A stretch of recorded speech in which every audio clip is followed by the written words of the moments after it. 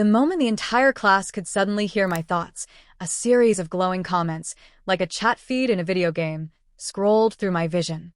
Before I could even process the first miracle, the second one clarified my nightmare. Here it comes.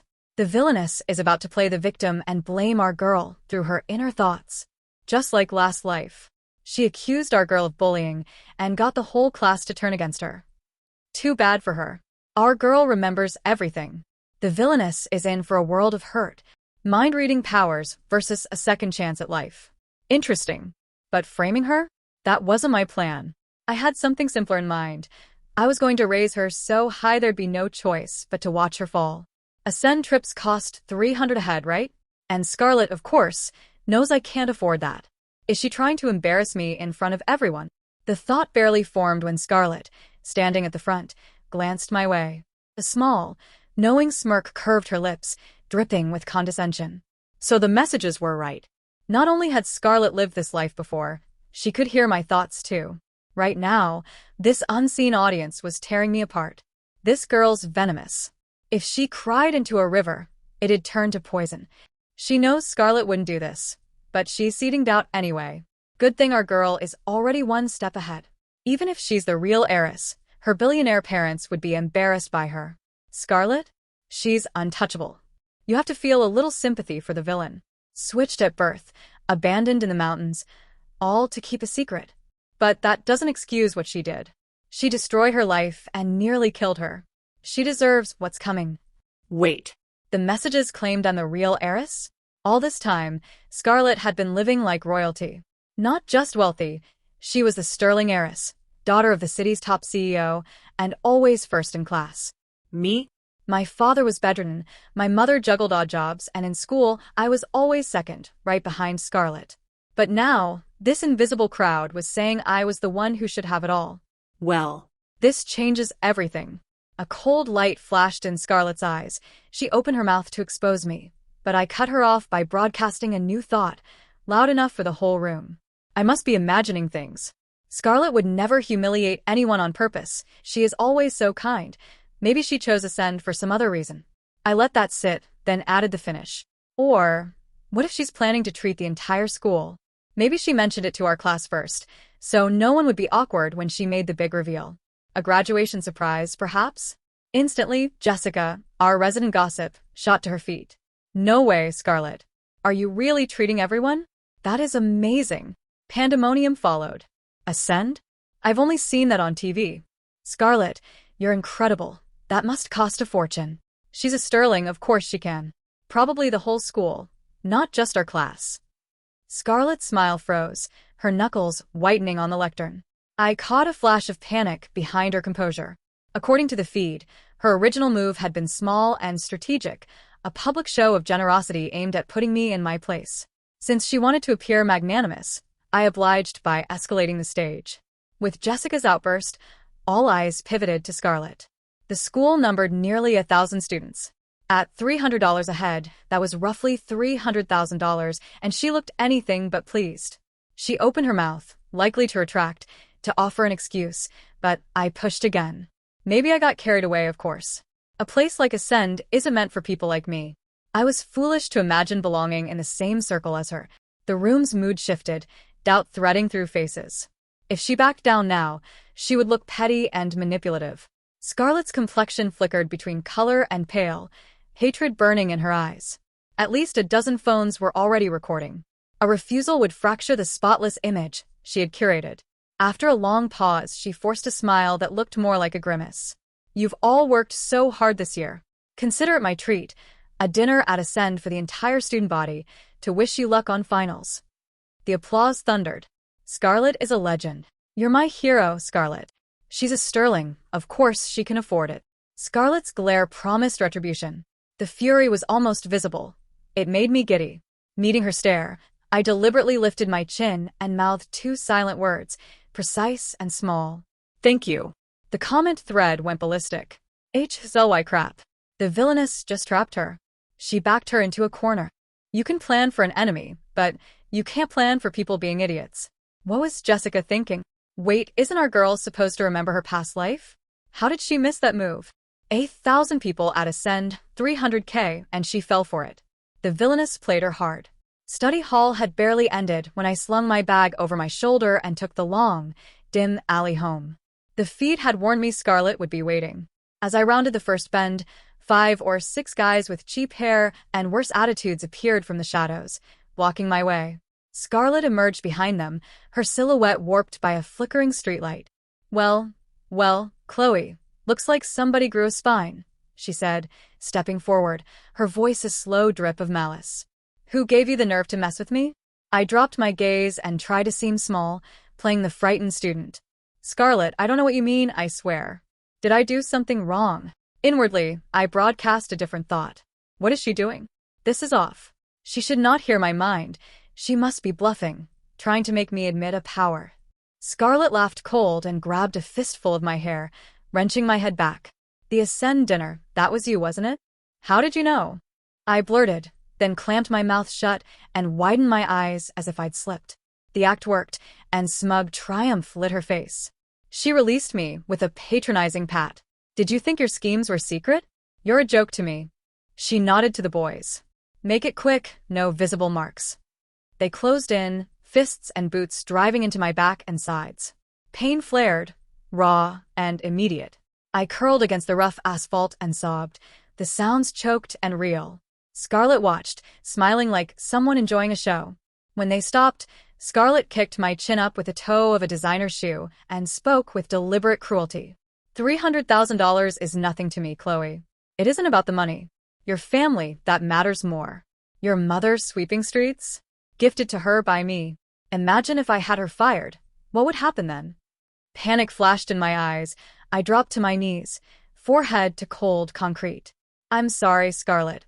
I was stupid, please. I'll do whatever you want. Just don't hurt my parents. The performance stung, but it was necessary. Scarlet's smile widened in satisfaction. She patted my cheek like a child, then turned away with her entourage. I stayed low until their footsteps faded, then rose slowly, the terror replaced by a hard, quiet calm. The bruises throbbed, but they were nothing compared to the path I had chosen. The feed scrolled with approval. Why, yes. That's how you handle it. Don't go soft on a snake. Teach her a lesson. Let's see her scheme now. Scarlet is too kind. If it were me, I'd run her whole family out of town. Party this weekend will be epic. Scarlet will shine, and that witch will be sobbing in a corner. Exactly. A villain should know her place. Challenging the main is pathetic. I dusted off my clothes and allowed a tiny, almost unseen smile. Pathetic? They would soon discover who truly was pathetic. The Ascend feast was just another trap I had set, and she was stepping right into it. At the weekend party for the entire school, Scarlet was undeniably the center of attention. She wore a champagne-colored silk gown, a diamond necklace glittering at her throat, likely worth more than my entire home. The moment her eyes landed on me lingering at the entrance, a flicker of triumph crossed her face. Chloe, you finally made it, she said, gliding over and gathering her dress, her voice pitched just high enough for those nearby to hear. How practical of you, Chloe, to wear your school uniform to a party. It's refreshing, so clean and simple compared to all this. Her words dripped with backhanded cruelty, drawing quiet, stifled laughter from the surrounding students. One voice piped up. A uniform? Chloe, are things really that bad at home? Can't even afford a single dress? I looked down, pretending to blush, while out of the corner of my eye I spotted a waiter passing by with a tray of champagne flutes. Just as the comments had predicted, the show was about to start. A moment later, someone accidentally bumped into the waiter. The tray tipped, glasses shattered on the floor, and golden liquid spilled over a nearby student's designer gown. The waiter, a middle-aged woman, went pale, bowing frantically. I'm so sorry, so sorry. It was an accident. The student shrieked. Are you blind? Do you know how much this dress costs? You're paying for this. Then a voice from the crowd muttered, Wait, doesn't she look familiar? Another answered instantly. Yeah, that's Chloe's mom. She sweeps the streets near our school. Silence struck like lightning. Every eye shifted to me and my terrified mother. Mockery and disgust flickered across the faces around us. So Chloe's mom is a street sweeper. No wonder she wore her uniform. They really are that poor. Scarlet is so generous to even invite her. I'd be worried she'd stink the place up. Scarlet stood in the middle of it all, a faint, satisfied smile on her lips. Don't say that. You'll hurt Chloe's feelings. It's not her fault her mother earns an honest living. The comments applauded her cruelty. Savage. Complete humiliation. The villainess is toast. Genius move. Hiring her mom as a server to expose her in front of the school? Perfect. A stinky street sweeper for a mom. If I were the villain, I'd die of shame. And Scarlet didn't have to lift a finger. Let everyone else do the dirty work. Brilliant. I stayed silent, counting down in my mind. 3, 2, 1. What is going on here? A deep, commanding male voice cut through the chatter from the doorway, carrying authority that could not be ignored. All eyes turned. Marcus Sterling, Scarlett's father and CEO of Sterling Industries, strode into the ballroom in a flawless tailored suit. The room fell completely silent. He ignored the shocked students, walking directly to my mother and helping her to her feet. Are you all right? He asked kindly. Mistakes happen. Don't let it trouble you. Then he faced the crowd of teenagers, his expression turning cold and sharp. What's wrong with being a street sweeper? He said, low and dangerous. She earns an honest living with her own hands. That is more than I can say for some who spend their time gossiping and looking down on others. His words hit like a slap. Someone tried to protest, but faltered under his glare. Scarlet paled, rushing to his side and tugging at his sleeve. Dad, what are you doing here? This is just a student party. If I hadn't come, I can't imagine what chaos you'd have caused, Marcus interrupted. I've told you countless times to treat people sincerely and stop these petty games. If I catch you doing this again, there will be consequences. Scarlet's face flushed, then went pale again, her mouth opening but closing without a sound. The other students froze. No one expected Marcus Sterling himself to arrive, defend a street sweeper, and openly scold his daughter. After reprimanding Scarlet, he turned to apologize to us. But as his gaze landed on me, he froze. His brow furrowed slightly, eyes narrowing with a mix of confusion and recognition, as if he were trying to recall a memory or confirm a sudden, impossible thought. I met his stare, expression carefully blank, pretending bewilderment. A man like Marcus Sterling could compose himself instantly. He masked the flicker of shock in his eyes. You must be Chloe. I apologize for what just happened. I hope you weren't too upset. I shook my head. It's all right, Mr. Sterling. It's forgotten. He didn't say more, but his eyes lingered on me, long and searching, before he finally turned and left the ballroom. A small, victorious smile tugged at my lips. He hadn't said it, but the seed of doubt was planted. Scarlet froze, her complexion ashen. The truth she had tried to bury for so long was now teetering on the edge of exposure. Because Scarlet had known all along. She had known from the very beginning that I was the true Sterling heiress. I arrived at Northwood High as a freshman with the top score in the entire city. At the opening ceremony, I stood on the auditorium stage in my faded, hand-me-down uniform and delivered the valedictory speech. That was the day Scarlet's campaign against me began. At first, I thought it was just academic rivalry. She couldn't stand being second. But soon, things escalated. 3 guys with dyed hair cornered me in an alley after school. Before I could understand why, Scarlet appeared behind them. I hear you're quite the brain, she said, pressing her heel into my worn sneaker. I hate it when people outperform me. And I hate it even more when they steal my spotlight. You did both. What should I do about that? I tried to resist, but that only made it worse. Who do you think you are, trying to fight Miss Sterling? Teach her some respect. They swung wooden bats, and I remember coughing blood onto the pavement.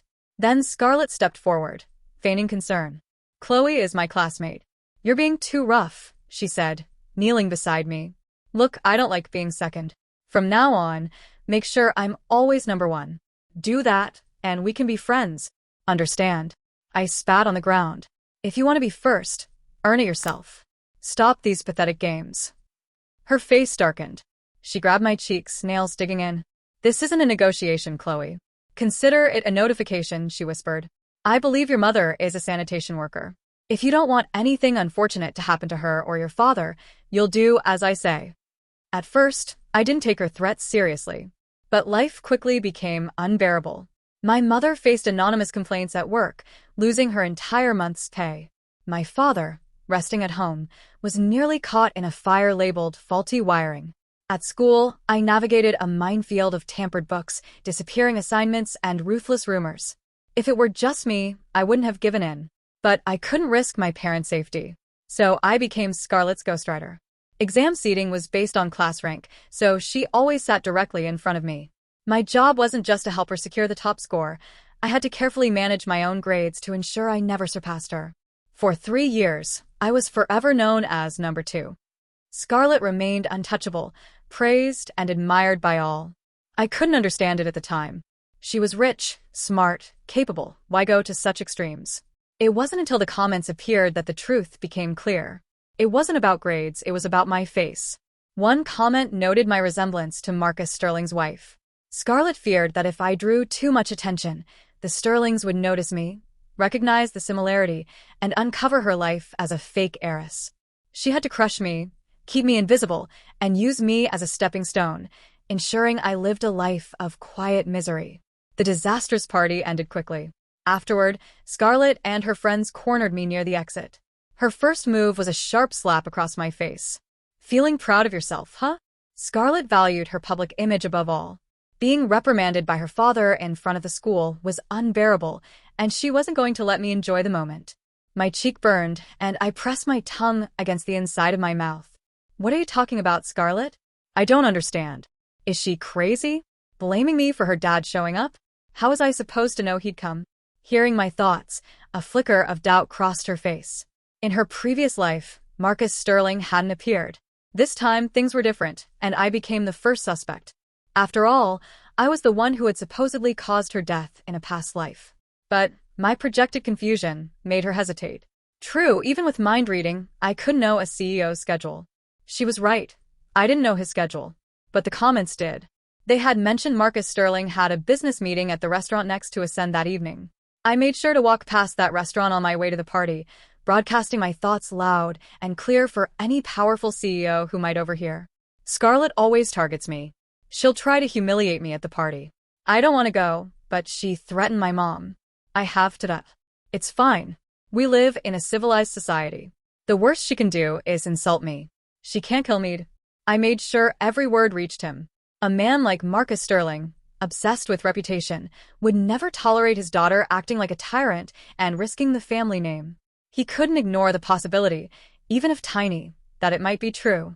With that one move, I not only turned the tables on Scarlett, but also ensured her father saw my face up close. I'll let this one slide, Scarlett said, gripping my shoulders. But the midterms are next week. You know what you have to do, right? I dropped my gaze, nodding meekly. I know. You'll be number 1 again. The tension in her face eased slightly, but her hands didn't loosen. Then, hurried footsteps approached. It was Jessica, our class gossip, running back. I forgot my purse. Oh. Her eyes widened at the scene before her. Jessica thrived on drama. She wasn't part of Scarlett's inner circle, but she couldn't resist a spectacle. Hey, Scarlett. What's going on here? Scarlett's reaction was immediate. She released her threatening grip and wrapped an arm around me in a show of fake friendship, her expression carefully crafted concern. Oh, it's nothing. I just felt bad about how Chloe was treated at the party. I was apologizing to her. Jessica's suspicion shifted toward me. Yeah, that's right. I mumbled, projecting a thought. She even said she'd buy me a smoothie to make up for it. So sweet. She'd never bully me. Jessica's eyes softened, her embarrassment showing. Oh, sorry, Scarlett. For a second there, I thought you two were fighting. But you're always so nice. I should have known better. Scarlett laughed lightly. It's okay. I was serious for a moment. I can see how it looked. Once Jessica left, Scarlett's smile vanished. She seized my chin, forcing me to meet her gaze. Her voice was ice cold. You're not completely stupid. You know what to say, and what not to say. She shook my head slightly. Remember, your only job is to keep me first. Don't try anything funny. I said nothing, enduring the pain in silence. The comments, once unanimously on Scarlett's side, were now divided. This is too much. The villainess hasn't done anything. Why is she being threatened? She got her girl killed last life. A little caution isn't unreasonable. Being forced to cheat and threaten physically isn't caution, it's bullying. The villainess deserves it. You reap what you sow. The last life is over. In this one, she's innocent. Punishing her now is wrong. A cold, small smile formed on my lips. Not everyone was blind. Scarlet misread my silence as submission. She patted my cheek a bit too forcefully. Did you hear me? The midterms. Don't disappoint me. You know what I'm capable of. Then she turned and walked away, her heels clicking through the empty lobby. I gently touched my sore cheek. Scarlet, a cold fire flared inside me. How long until your threats stop working? Just wait for the midterms. I had a special surprise planned. On the day of the midterms, Scarlet stood at the entrance of the exam hall, surrounded by her loyal admirers. Scarlet, can I touch your pencil for luck? I need to pass. Can I get your autograph? You're my idol. Move aside. Scarlet, can I just borrow a piece of your scratch paper? She caught my gaze and shot me a triumphant smirk. No one noticed me, forever number 2, but that was exactly what I needed. The comments were already setting the stage. I feel sorry for the villain. She's brilliant but forced into second place. That's rough. Cry me a river. She's a villain. Focus on the main character. If the villain didn't stir trouble, we wouldn't see our girl shine. Is anyone else disturbed by the morals here? Using your family to threaten someone into cheating isn't heroic. Ignoring them, Scarlet approached. Good luck, Chloe. I'm sure you'll do well. Another student scoffed. She'll do well for second place at best. Exactly. Scarlet's a natural genius. Hard work can't compete with that. Scarlet raised a hand, pretending modesty. Don't say that. Maybe this time it'll be different. I walked past them and into the exam hall, focused. Inside the exam room, I concentrated on my paper. In front of me, Scarlet tapped her pen lightly, the signal for me to pass her answers. I glanced up, reading the comments scrolling in my vision. Our girl is clever. She knew the Villainess would try something, so she prepared professionally in advance. The Villainess has no chance. LL, she's already done and is just pretending to need answers. Playing with her food. The Villainess thinks she can prove she's number 1 by exposing Scarlet cheating. She's in for a surprise when the real results come. Can't wait to see the villain's reaction when Scarlet is named the professor's top protege. Ah. So Scarlet never intended to trust me. But why was she so confident she'd win? The bell rang, signaling the end of the exam. As I walked out, Jessica ran up. Chloe, how did you do? Scarlet finished early again. She's definitely number 1.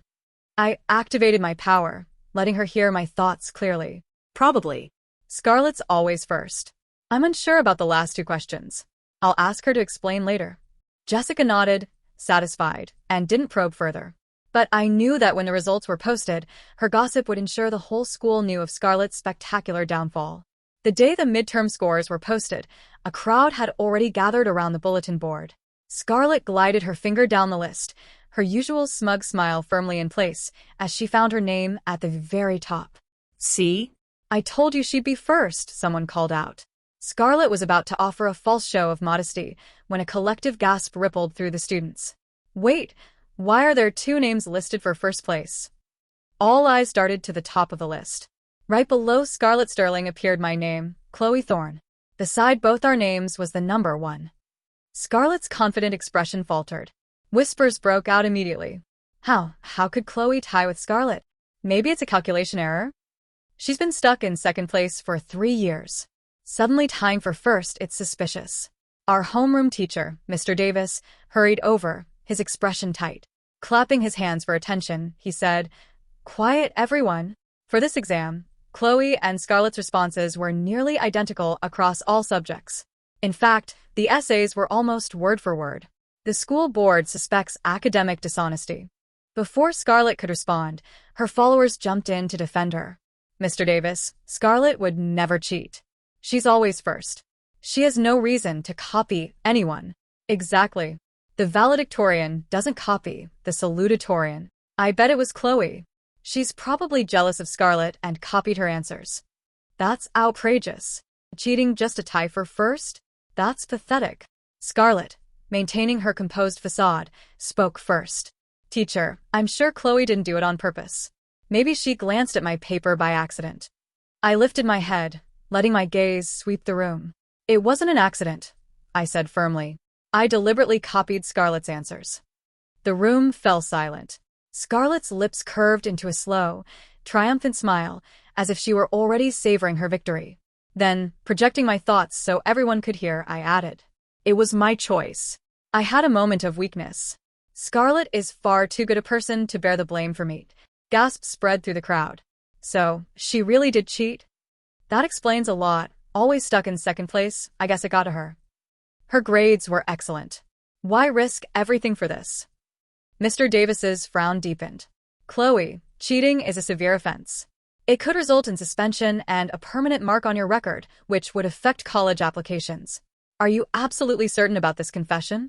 I met his gaze and nodded resolutely. I'm certain. From the edge of the crowd, a calm, commanding voice spoke. Oh, this is most intriguing. A distinguished man in a tweed jacket stepped forward.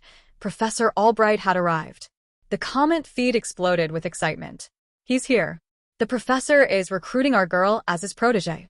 Her future is secured. The villain can sulk all she wants. With that cheating mark, her reputation is ruined. Even if the villain is recognized by her wealthy family, they'll never favor her.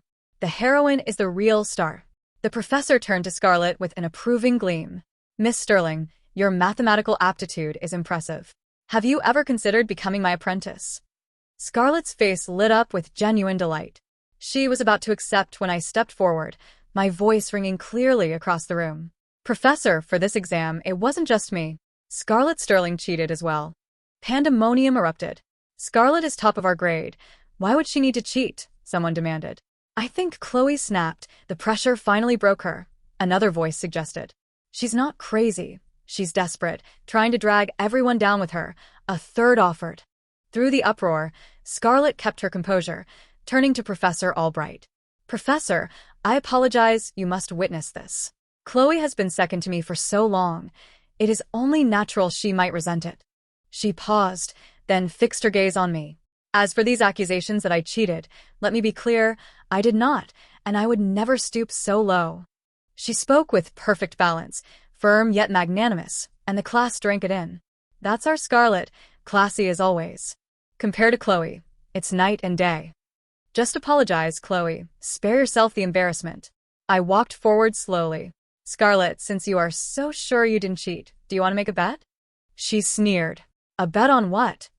Professor Albright is here. Have him set a problem right now. Whoever solves it first wins. Fear flickered across her face. Since her rebirth, she had focused on scheming rather than studying. Professor Albright is an internationally renowned mathematician, she deflected. We cannot bother him with our petty disputes. I smiled. What? Are you scared? Hilarious, she said, feigning bravado. I am not scared of anything. I am only worried you will be publicly humiliated. Then let's end this, I said, addressing the professor. Would you please give us a problem? He obliged, writing a complex equation on the board. The class roared for Scarlet. You got this, Scarlet. Chloe will be crushed. She'll never beat you, Scarlet. Scarlet stared at the board, frozen. I picked up a piece of chalk and calmly wrote the full solution. Murmurs rippled through the room. What's wrong with Scarlet? Why isn't she moving? Maybe she is considering different methods. But Chloe already finished. Scarlet cannot be slower than her. I bet she is letting Chloe win to save face. Cornered, Scarlet tried to retreat gracefully. Let's drop it. We can accept what Chloe said. I don't want to escalate this. Her supporters would not hear of it. Scarlet, don't let her walk over you. Fight back. I laughed cold. Are you protecting my pride, or are you admitting you could not solve it, Scarlet? Professor Albright looked at her with open suspicion. Miss Sterling, Miss Thorne has already shown her capability. It seems only fair you demonstrate yours. Scarlet's hand trembled as she held the chalk, but she did not write a single character. The truth was plain for everyone to see. Professor Albright sighed. That problem was a variation of your exam's final question. Miss Thorne, you have proven your talent. And you, Miss Sterling, your score appears to have been obtained dishonestly. Scarlet had tried to humiliate me at my supposed high point. I chose to shatter her dream at the very instant she celebrated. The comments exploded. Well, why crap. The villainess just counterpunched the heroine. Amazing. Wait, what now? If the villainess gets recognized as the real heiress, does our girl get expelled? Hold up, why would the villainess admit both cheated? She pulled herself down too. Professor Albright's next question answered some of the confusion. Miss Thorne, you clearly have talent. Why then did you confess to cheating? I produced my phone and displayed a chat log, timestamped 2 days before the midterm. It showed the exam questions and answers being sent to a username. How did you? Scarlett stammered, staring at the screen. She had never imagined that the anonymous expert she hired online was actually me. Realization contorted her face into a snarl. You set me up. I stepped back, a cold smile in place. If your own motives were not corrupt, you would never have fallen for my trap. The night she threatened me after the party, I knew she would not rely on me for answers. A reincarnator would not leave her fate in the hands of her worst enemy. Even without the comments, I suspected she would find another source. So I created one, posing online as a ghostwriter and luring her in. I memorized the answers she paid for. Everything led to this moment, to exposing her in front of everyone and proving who she truly was. Scarlett's snarl flickered and was quickly replaced by an air of supreme arrogance. She tossed her hair, scanning the stunned classroom as if she owned the room. Fine, so I hired someone big deal, she said, voice casual. She leveled her gaze at me, dripping condescension. I'm a Sterling. If I get caught, one phone call from my father will get me an offer from any Ivy League I want. But you, Chloe? What do you have? You're just a charity case, she went on, cruel and loud. The college exams were your only ticket out, and now you've admitted to cheating. You'll carry a permanent stain on your record. No top university will touch you. You think exposing me was a win? She laughed. All you did was drag yourself down with me. In the end, the one who loses everything is you. Her words landed like a blow. For someone from a poor background, losing access to higher education felt like losing everything. As the murmurs swelled, Scarlett's smugness swelled with them. She gestured at our classmates, scornful. Look at you all, pathetic sycophants. The best any of you can hope for is to graduate and beg for a job at my father's company.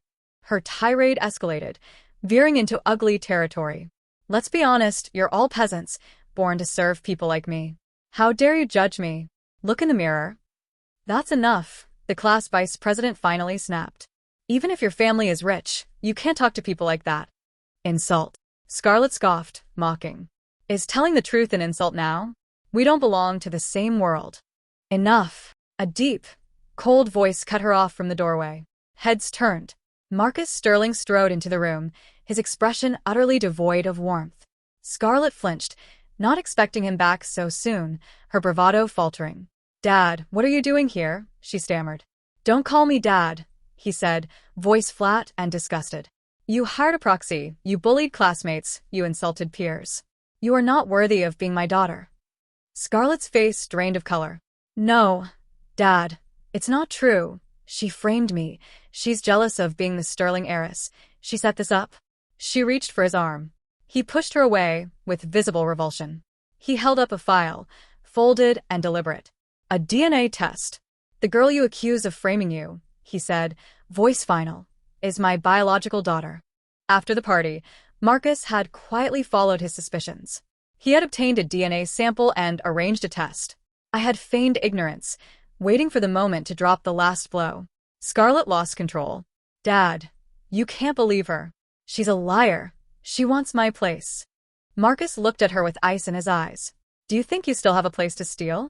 Based on your behavior alone, you have disqualified yourself from the Sterling family. From now on, you will not receive another cent from us. You and your nanny can leave my house. At those words, Scarlett collapsed, the world she had built unraveling. Dad, you can't do this to me. I'm your daughter, she cried. I don't want to leave you and Mom. The classroom erupted in chaos. The comment feed reflected the disbelief and glee. 666. Villainous counterplay is god tier. This started as heroine revenge. Now it's the villainess getting hers. Epic twist. Not gonna lie, that was satisfying. The real heiress was the villain all along. The fake heiress was a bully who deserved it. Makes sense now. The plan had taken years to set up. Today, revenge was finally complete. I never truly cared about being called a Sterling heiress. What I wanted, more than anything, was to drag Scarlett down so she could never climb back out. Mission accomplished. After that day, Scarlett's reputation was shattered. I, meanwhile, was fully accepted into the Sterling family.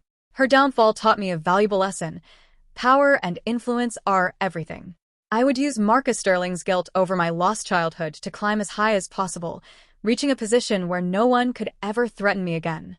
The story of the switched heiresses went viral. Media coverage brought brand deals and partnership offers pouring in. With the seed money Marcus gave me, I launched my own personal brand, and that September, I enrolled at Stanford. But my ambitions didn't stop there. An old comment had once predicted Scarlett's fate. So, what if she's the real heiress in the end? Even her billionaire parents are embarrassed by her. Scarlett is in a different league entirely. The irony was that the prediction came true, just not for her. Unable to handle the fall from grace, Scarlett eventually resorted to selling herself to maintain her lifestyle.